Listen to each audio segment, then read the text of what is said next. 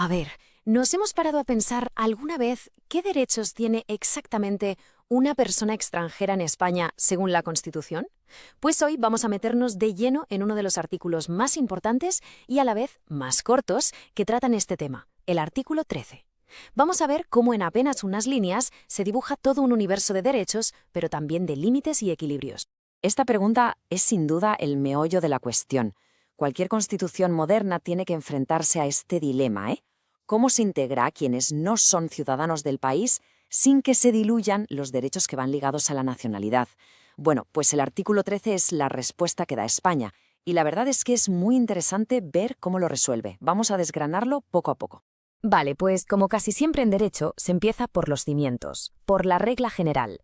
Se establece un punto de partida que, en principio, es muy amplio. Veamos cuál es. Y aquí lo tenemos, tal cual está escrito. Fíjense que la frase es toda una declaración de principios, ¿eh?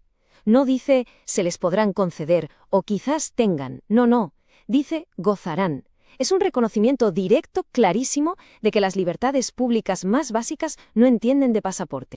El mensaje de salida, por tanto, es claro. Aquí jugamos todos en el mismo campo.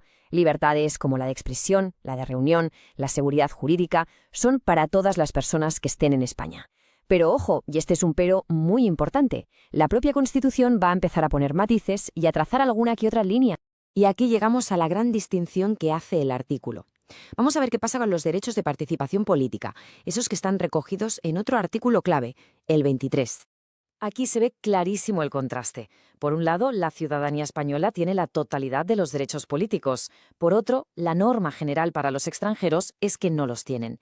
Pero atentos a esa pequeña puerta que se deja abierta, a esa excepción específica. Para poder entenderla, necesitamos conocer un concepto clave. Y esa palabra es reciprocidad. La idea en el fondo es muy sencilla. Es un yo te doy si tú me das. Es un principio de acuerdo mutuo, de equilibrio entre países, que es el que permite abrir la puerta a la participación de los extranjeros en un ámbito muy, muy concreto. Y esa puerta se abre, como decíamos, en un sitio muy específico, las elecciones municipales. El mecanismo es justo el que vemos aquí. Tiene que haber un tratado o una ley que se base siempre en ese principio de reciprocidad. Y solo entonces se puede conceder tanto el derecho a votar, lo que llamamos sufragio activo, como incluso el derecho a ser elegido, el sufragio pasivo, pero siempre en el ámbito local, en los ayuntamientos. Bueno, dejamos la política de los ayuntamientos y damos un salto al escenario internacional, porque el artículo se mete de lleno con otro tema fundamental, la extradición, es decir, cuándo se puede entregar a una persona a otro país para que sea juzgada allí. Para que la extradición no sea una decisión arbitraria, la Constitución le pone, digamos, 3 candados. El primero, la base legal. Tiene que haber un tratado o una ley que lo respalde. El segundo, el equilibrio. Vuelve a aparecer nuestra amiga la reciprocidad. Y el tercero es una protección fundamental, un legado de la lucha contra dictaduras. Queda prohibida la extradición por delitos de naturaleza política. Y justo cuando parece que la regla está clarísima, la Constitución añade un pequeño matiz. Bueno, pequeño. Es un matiz con un peso enorme, que ya reflejaba las preocupaciones de la época y que desde luego sigue muy vigente hoy. Y ahí está, la excepción de la excepción. El texto es tajante. El terrorismo no es un delito político. Punto.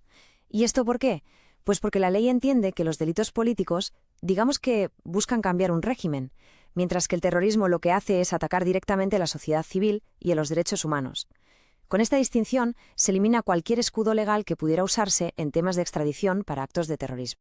Y ya para rematar, el artículo aborda una última dimensión de los derechos de los no nacionales que tiene un carácter sobre todo humanitario. El artículo termina con una mirada puesta en la protección de las personas, el derecho de asilo. Reconoce esta figura tanto para ciudadanos de otros países como para los apátridas, o sea, aquellas personas que no tienen nacionalidad. Lo que es interesante es que la Constitución, aquí, lo que hace es plantar la semilla, deja la puerta abierta y le pasa la pelota a una ley específica para que desarrolle cómo, cuándo y en qué condiciones se puede conseguir ese refugio en España.